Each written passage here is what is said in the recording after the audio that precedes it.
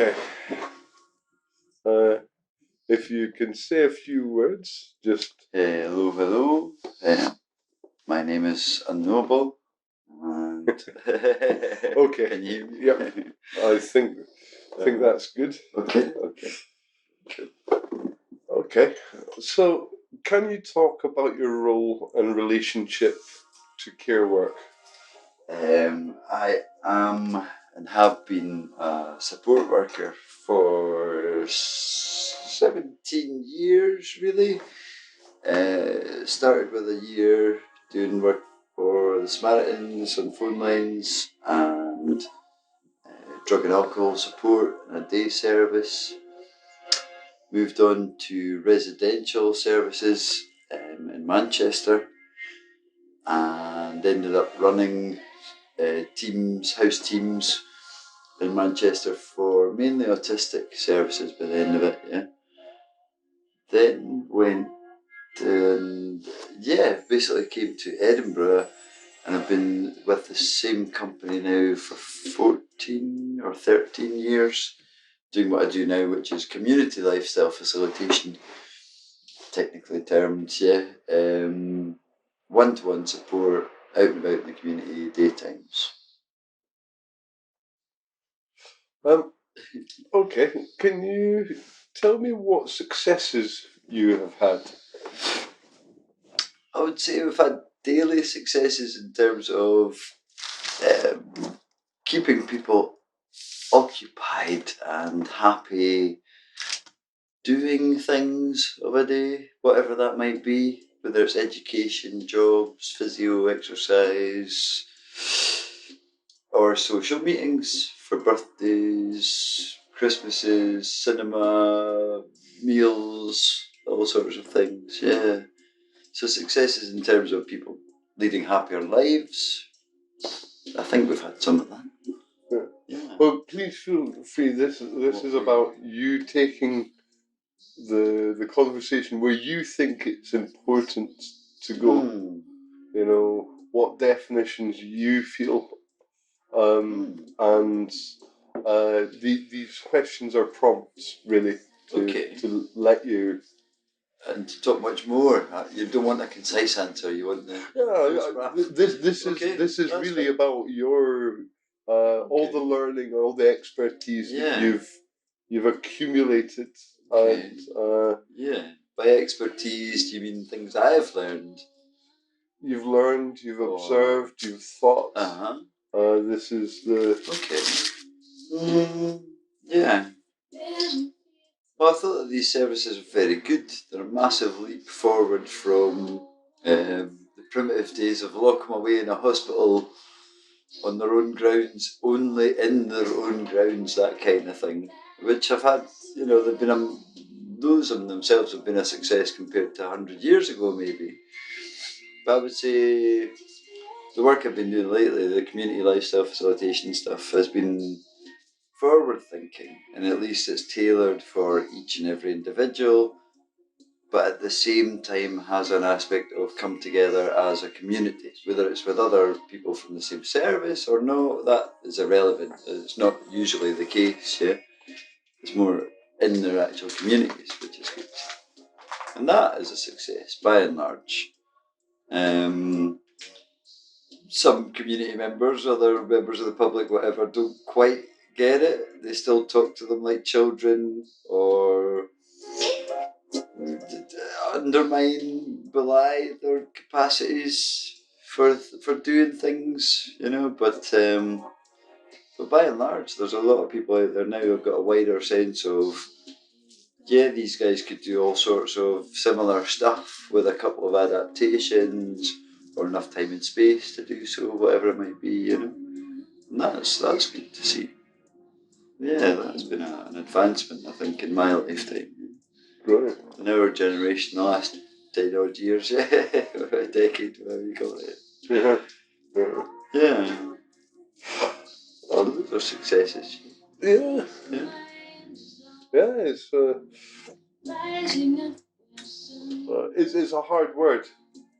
To define, yeah. And so there are I would gauge out obviously people's happiness, but other than that, it's flexible, yeah. Depends on the person. So, do the current systems of administration help you achieve these successes? Well, that's debatable. In some ways, yes. In some ways, no. My actual administration consists of only 2 managers, and then beyond them, there's a board which includes some of the parents of the people who are being receiving support. So there's a wider network of input, and it can be very specific and very detailed. It can be very idiosyncratic to the person that they're trying to push the idea for, but because of that sort of filter, the bureaucracy I deal with is mainly a really good helpline, insofar as I can phone them at any time of day that I'm working, and they can be there within 5 minutes. It's a sort of almost emergency service level quickness with which that can happen, because there are now 2 managers. There used to be one who didn't have the capacity therefore to come out, yeah? But they're also there for advice. They're good for backing up possibilities, for quickly enabling other actions to happen. So if somebody suddenly decided they want to join some sort of club and have to pay their year's membership, it would be weighed up with the full knowledge of that person, and quite quickly, yea or nay, is it possible? So the managers that I have are quite good. So you're viewing administration in terms of administration and bureaucracy in terms of people rather than very paperwork. much so. Yeah, it's a lot of it is verbally communicated.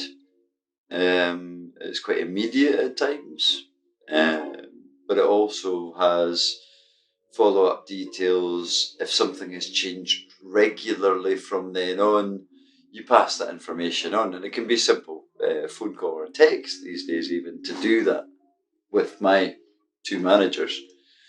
The wider levels beyond the accessing of NHS services, sadly, or the services which cost a lot, from experts within particularly the sort of medicine side of things, I suppose, that can take a long time to get into place.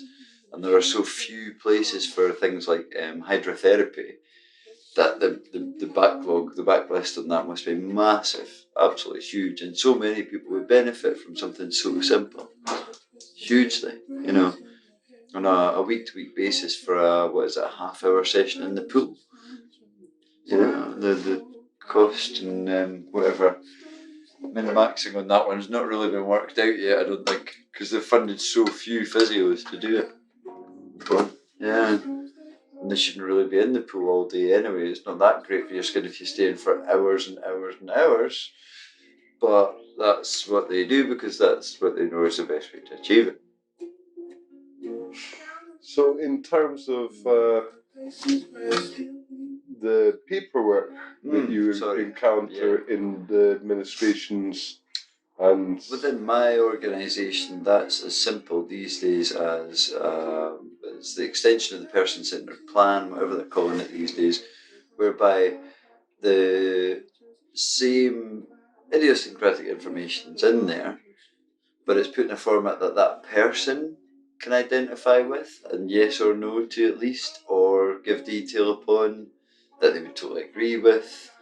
It's not just name, like first name, surname, it's their name they prefer is definitely a part of that file.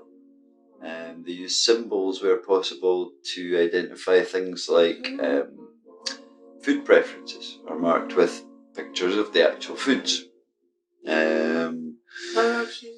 Simple things have been sort of added to those files, and those get updated as and when. Like I say, possibly with just a phone call or a text to make sure the information is there, in paper format. Can you talk about the difficulties of measuring the outcomes of your work? There's no particular way with the sort of work that I do that you could say of a day this was or was not successful, other than to say that the person maybe achieved what they aimed to or hoped to, or that they were happy with what they did for that day. It's very idiosyncratic. Other outcomes, I guess, I mean, you're measuring on the basis of, I suppose, the reflex of all the health and safety training we're given, which is to say that there are no unnecessary incidents or risks and hazards, unavoided by the end of a year, which is almost like it's a non-paperwork success guide. So if there's no incident reports, no accident reports, no health and safety clashes for that person of a year at all, i.e. no paperwork about it, then that's one way of measuring they've had a very good year in a way, I suppose, by paperwork. Yeah, it's hard to say because there are definitely no hard and fast criteria you can mark from 1 to 10 to say somebody's had a good day, week, month, or a year, really, in paperwork terms. I'm aware. Which is odd, right? Because that's really what we're trying to do, and it's not being charted in any way. It's I'm aware of this paradigm. Outcomes, measure the outcomes of what you have been doing, and everybody's being asked to do this. And so I'm keen to know people's thoughts on what the difficulties sometimes are. It sounds a simple thing. It's a simple thing to say. You'd think it'd be easy to measure, but no, not really.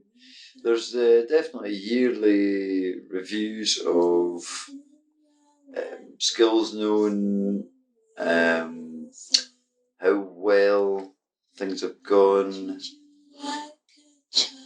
They're sort of, they're almost like training checklists. Have you had this training or that training?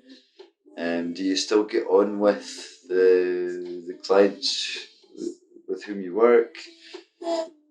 But it doesn't really cover whether or not your work is going well for the people you work with, which is how I would gauge it as a worker.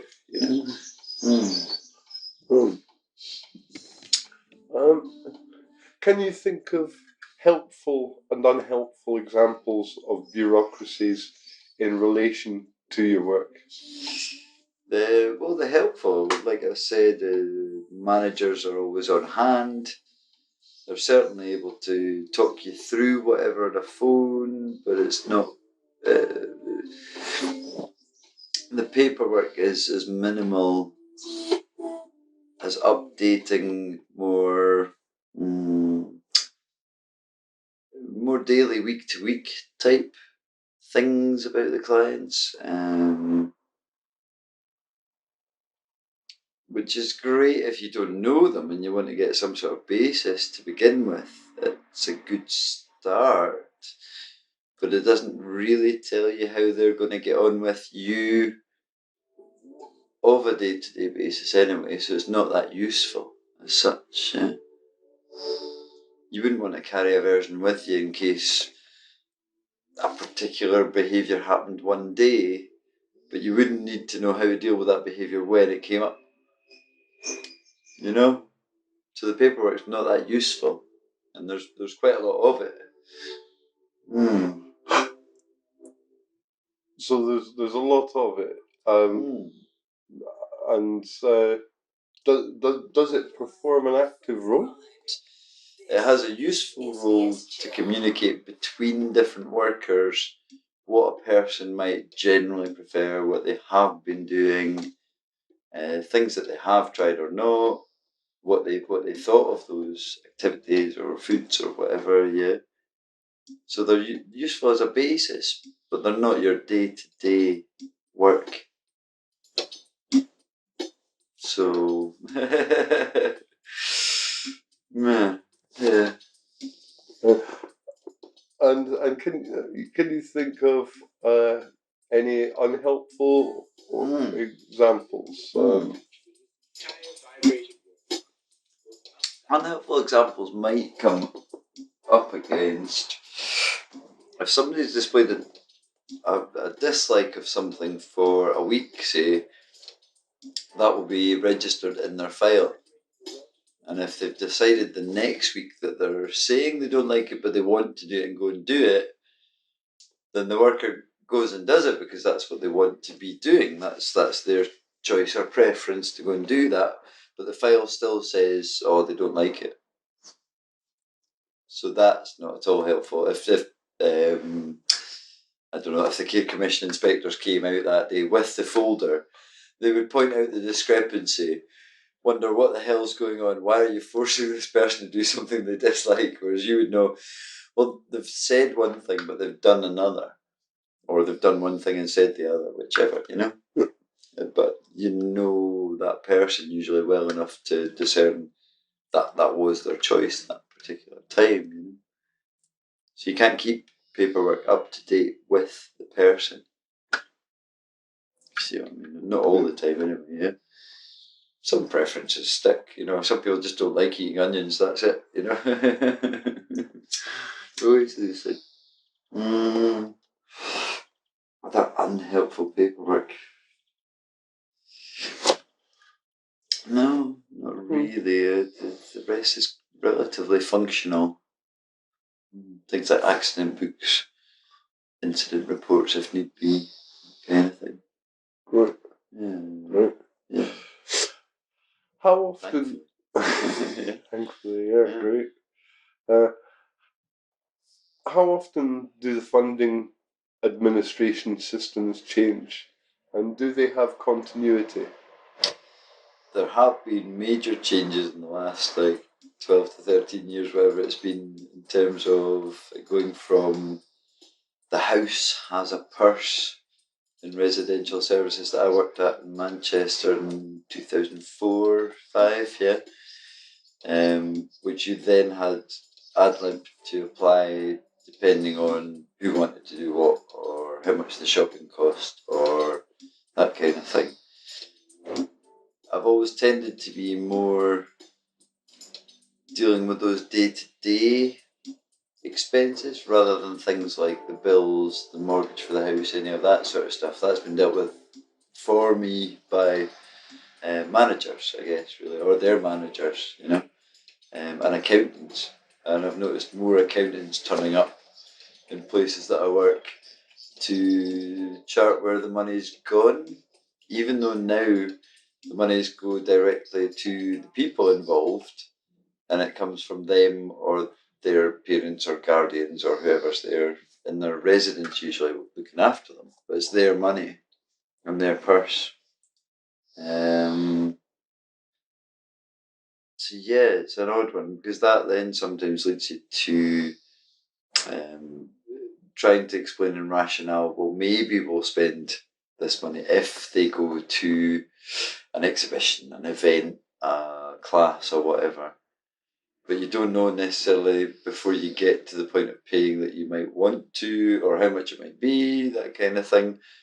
And they're not, I would say that the funds are basically slimmed down from, yeah, if you need to, you can take the £100 with you because you might pay for the next season's classes today and be trusted to come back with it and have the option to take it with you because you could get as far as that with that person, you know. Down to how little can we spend today, or what do you mean you need more than a fiver for lunch now that the £10 for two deal has changed to another £10.99 or something like that, you know. So it sounds from the situation that you're not really dealing with uh, key performance indicators and funding that underpins your salary. Not as such, no. No, that's definitely dealt with by bureaucracy above me, managers and their managers and accountants. Yeah. Right, right. Yeah.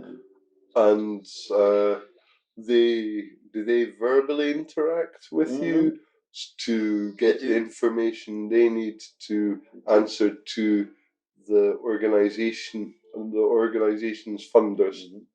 There are, because I've been a 0 hours contract since returning from the last travels I did.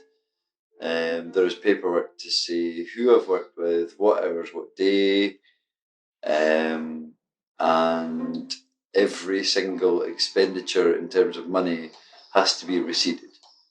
So you get to the awkward scenario of trying to buy 2-for-1 deals at the pub and then trying to make the server find how you print off 2 copies of that bill, one for my office and one for the house, because that's exactly to the penny how it has to be documented and spent, and so yeah, that's mildly awkward at times, having to come up with exactly the right change for your meal. It's a bit like getting the buses and no, you can't give them a £5 and get change. You must have your 160,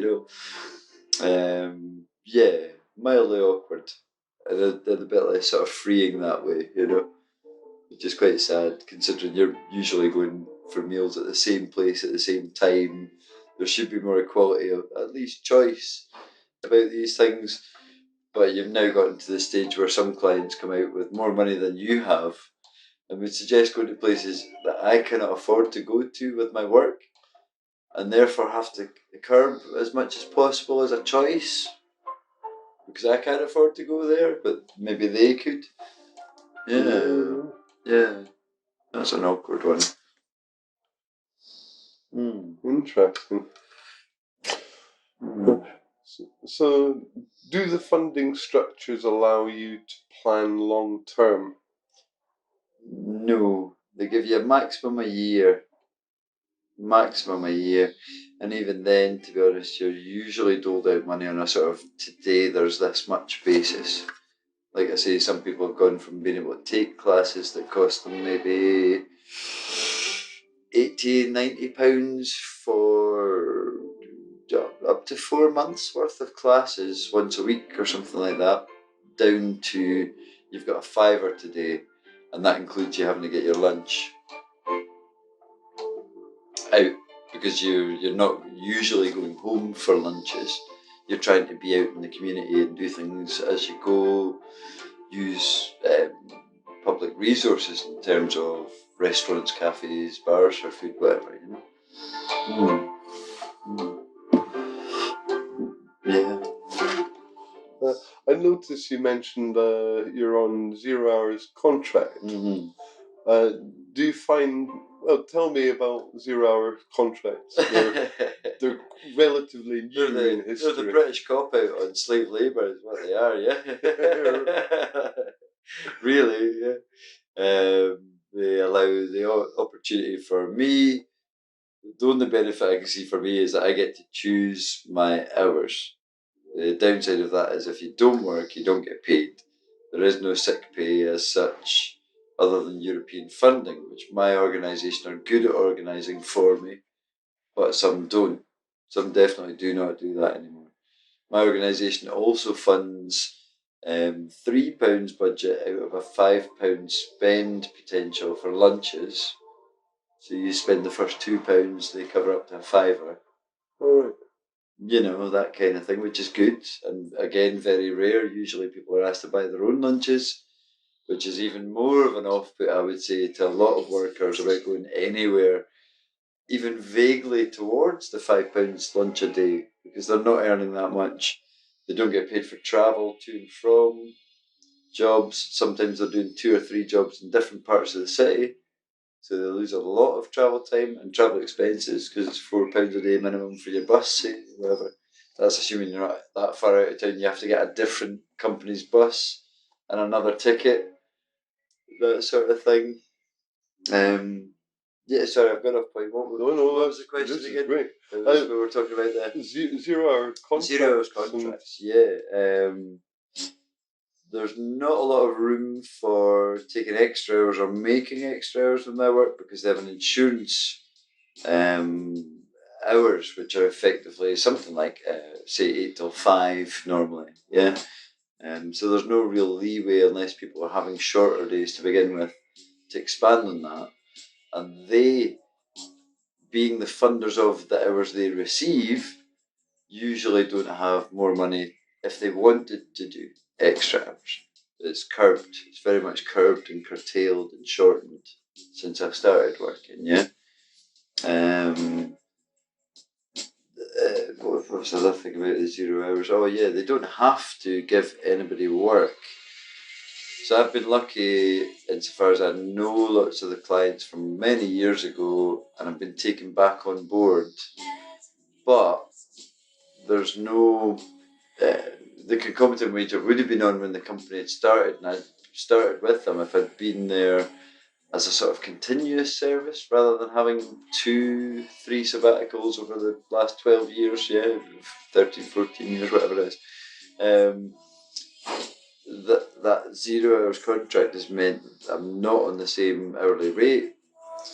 And also there used to be development time hours. I think only 2 hours a week at maximum, depending on how many clients you knew, but to update files, to go and do any other research you might need to do about places, which can be as detailed as having to go to the place itself to check it out for how much space there is maybe for a wheelchair, how many steps there are if somebody's not so good on their feet mobility wise. Usually not enough hours, paid for. I mean, even the 2 hours wasn't enough for some people. You needed to do a lot of background reading, visiting places, talking to people, prepping them for their arrival, that kind of thing, if you had time to do so. Energy, and if the place was open when you finish work, So curbing, I would say, generally the 0 hours thing.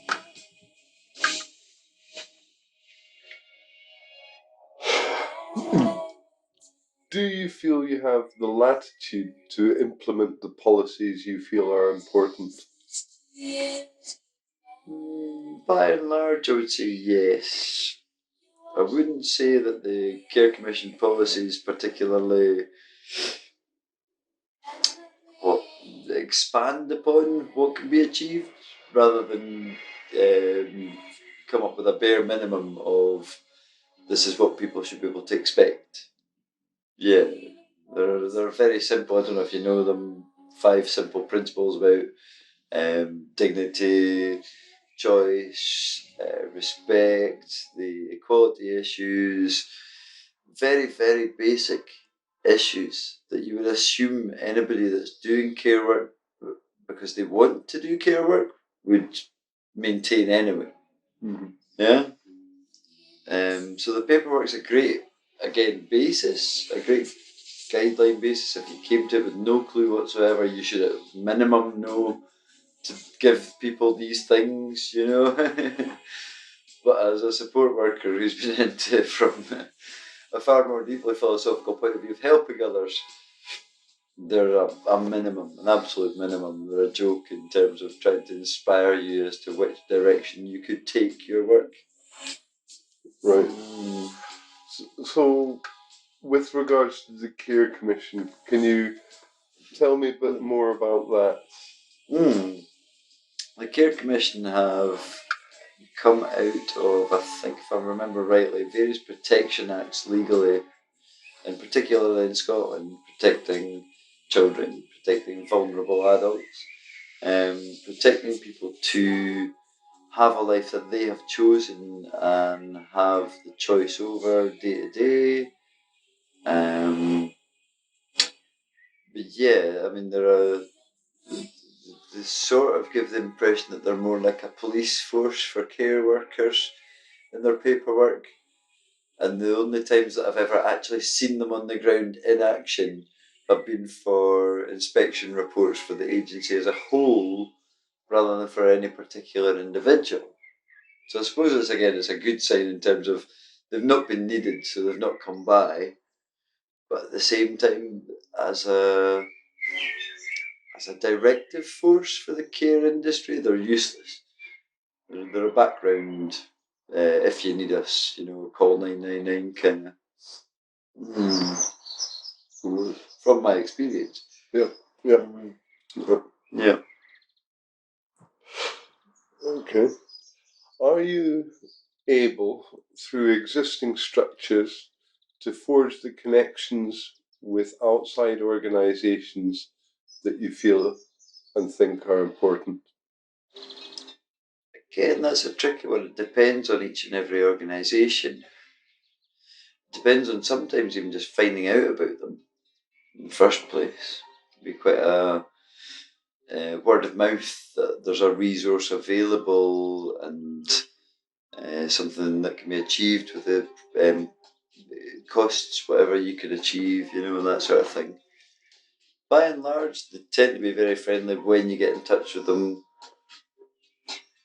to arrange, say, activities.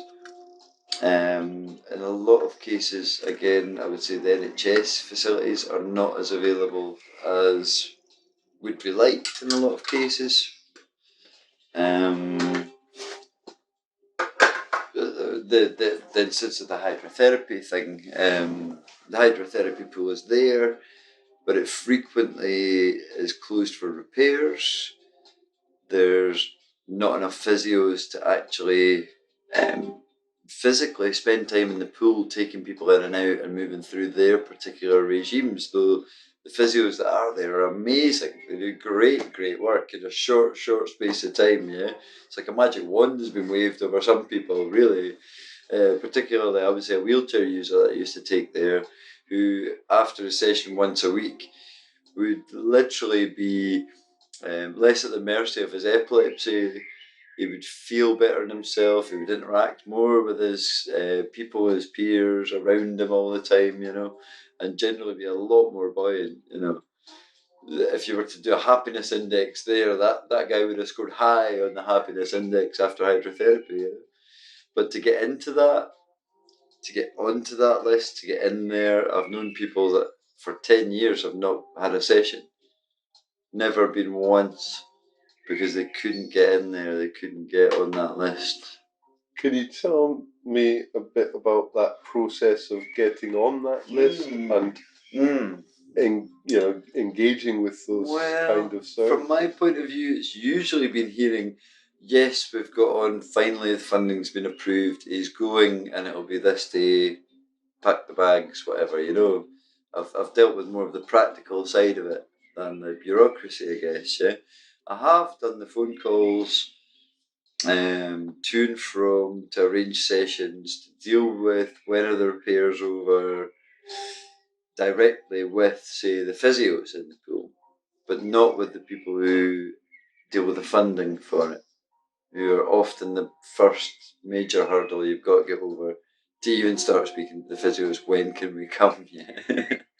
Right. Yeah. They've usually, as far as I've experienced them, been delays on, this guy could do with it this week. 6 months later, maybe you go, because the funding's been approved finally. Once it's there, maybe it stays for a year, maybe it doesn't. Hit and miss. Yeah. And it's the first step towards even getting in there at all with a lot of activities. So, where you might be working with somebody with multiple needs, lots of that. Yeah. There might be a need to connect with multiple organisations. Definitely. Yeah. Are you able to forge these connections, or is it fairly often that you find that you're going to have to deal with a situation like hydrotherapy? Well, it's not often that harsh to get into. Right. Sometimes you're just hoping that somebody has enough time to answer the phone at the centre of place, that they're not already involved with somebody else there and can't talk to arrange things. That's awkward sometimes. But by and large, most organisations, once you've got somebody or a contact number, say, there, it's usually a few phone calls away to get in and do whatever it is and to get there and achieve that activity, whichever. So it depends on the organisation. Yeah. Right. Yeah. Yeah. Do you feel the language used in administration, outcomes and measurements adequately represents you? No. Simple answer is no, definitely no. They are tick box exercises by and large that give other people, you can share the information more easily, I would get that, but it doesn't give you any indication whatsoever of that you're achieving what you set out to do of a day by and large. Not really. No. That's what I would say. Is the honest truth about it. Do you feel that the sector is adequately funded or resourced? Mm-mm. Again, no, definitely not. There are so many more things that could be done if there was only a more holistic look at what people need and what they would actually go to and where those cross over. The things that people find fun that are still exercise, like access to trampolines, strangely enough, or physio, or hydrotherapy, or peaceful places to walk, for instance, with no dogs. Simple things that could be done. Cinemas have started doing autism-friendly screenings, but those tend to be at the weekend because they're seen as sort of weekend activities, and they're daytime, and they're obviously quite segregated. So there's not a lot of crossover, except if maybe carers' parents go along to those as well, who already usually know quite a lot about autism, yeah, or whatever the friendly version screening is, you know. No, there's a hell of a lot more could happen if not only was there more funding, but the community resources, shall we call them, across the city could do versions for particular preferences. You know, shall we say? There could be a lot more things going on, which I think would be good. Yeah. Like I'm detecting, you know, there's a lot there. Frustrations. So it's quite nice, dude. It's quite cathartic. Good way. Could you speak a little about what you would like to see happen? Well, it's more of those sort of tailored things. I don't want entirely new resources to spring up for, say, learning disabled people or autistic people or disabled people, whatever your label is for the particular preferences that might come from that. But it's great to see that a lot more places have now got wheelchair access, for instance. It's great that there are autism-friendly cinema screenings. Little things like that, but you could go that far with parks, you could go that far with libraries, you could go that far with go-karting, and goodness knows what other sort of activities that people might enjoy if they could just tailor them a little bit to themselves for a session a week, say, or a day a month, or whatever it is, you know? But yeah, that sort of thing would be good to see, definitely. If possible. What role should broader society play in facilitating your work? A, being more tolerant and acceptant and patient, which I think are just generally good things to do if you've got to share the space anyway. But yeah, a fair whack more of that could go down very, very well, yeah, in general attitude and approach. Yeah, simple things like leaving the green man on for a bit longer, having more zebra crossings, major junctions, so you don't have to walk half a mile to get somebody safely across a road because they're doing big U-shaped walks when their mobility is maybe not that great, but they can walk, you know.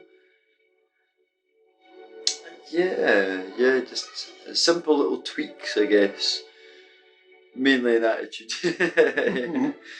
To give a bit of time and space, you know. And you can't really blame Edinburgh residents for most of it, because the Royal Mile, for instance, in the midst of festival, is tourists who are just not looking around them. They're busy taking pictures of skylines or something, walking backwards across the mile, which is no use to somebody who's a bit blind or a bit bad with their mobility or in a wheelchair and can't dodge them. That sort of a little bit more awareness for they might need something like a bit more space or a ramp or those sorts of things. Yeah. Right. Mm. How might clients or service users best support you in delivering support? Again, a wee bit more patience and tolerance sometimes. A greater confidence to be encourageable to try things they might enjoy. Again, that might just be time and space. Some people just want the trampolines to themselves, and that can be awkward in a communal space. Yeah, and I don't really think of it as clients helping me, except to help them. Yeah. So in whichever way they would be, or feel more free to try more things, considering the wealth of things that I know about in our day-to-day choices in life that they could try. Getting them to the stage whereby they have the confidence to go and give it a try and get the best out of it. Mm. Mm. Yeah, I don't know. Yeah, I've never thought of it that way around. Yeah. What questions do you think are important in working towards greater understandings? Which Questions questions do you think are important in working towards greater understandings?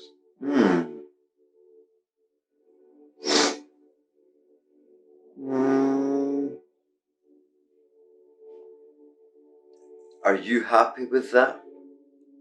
It would be a key one, kind of overarching question.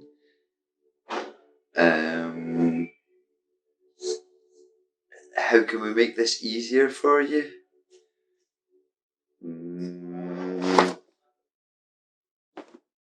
Yeah, I'm not sure which question. It depends who we're going to ask. You can ask anybody you like. You've got free, Yeah. What How can we get more money to do more things? How can we fund the resources that we might only use sometimes to be there for those sometimes we want to use them? How can we maintain staff when you don't offer them enough hours to pay their rent, bills and food? Because some people are just not surviving. I mean, I work near enough as full-time hours as possible. I would still say that rent is more than half my income. So there's not a lot there, you know? And if their funding is even less than that, what hope have we got to achieve more from the lives they're trying to live or could potentially live, you know? Yeah, I don't know. Can we explore that a bit more? So, what are you thinking? You and your colleagues, and I suppose the circumstances of people who are working in these roles. With that in mind, what do you think is important to be spoken about? I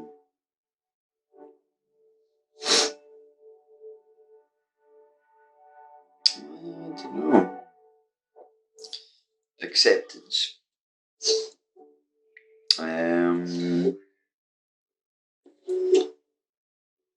For people have a wider perspective on what people can and can't do.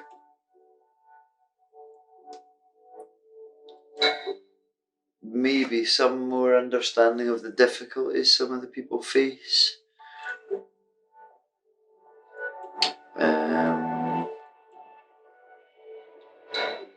Yeah, I'm not. Yeah. So you've mentioned wages, you've mentioned 0 hours, yeah, and how yeah. From my point of view as a worker, yeah.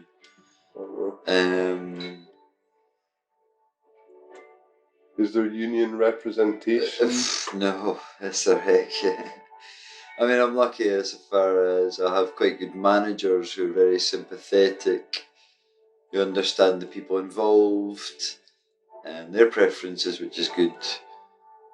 But yeah, it could definitely do with a bit more funding, and especially to have.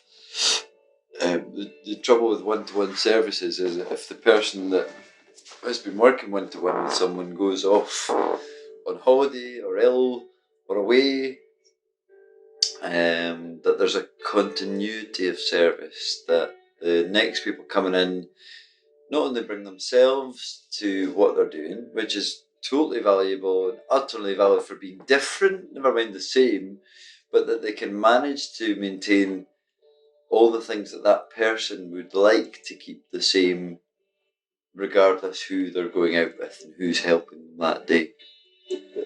Yeah, that would definitely be good. And that, from my point of view, is basically what's been relied on is bank workers who have come and met the people that they'll work with, have worked with the workers and the clients, and they know both, and they can speak to both at any time quite freely.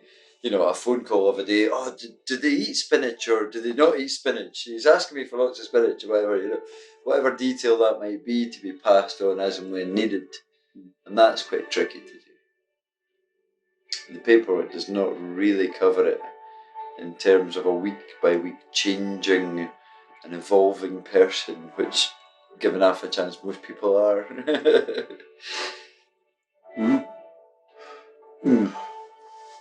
So, is there anything else you'd like you'd like to talk about? I don't know what front. I probably say on any front, ways about the care sector. Yeah. It's badly underfunded. Could do with a lot more workers. It could do with a more holistic level of training and education. Oh, there's lots of things really, But how to summarise?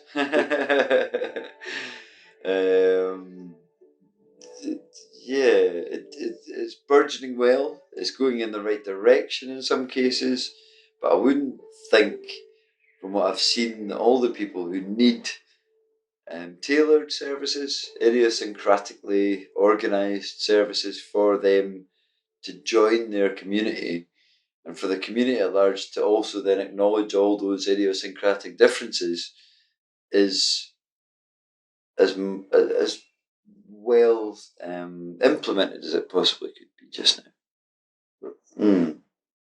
And given the backup of evolution and change through learning. Yeah? To sum up. to make that biteable. Fantastic. Yeah? Yeah. Okay. Thank you very, very much. You're most welcome. My pleasure. It's nice to be able to share the point of view.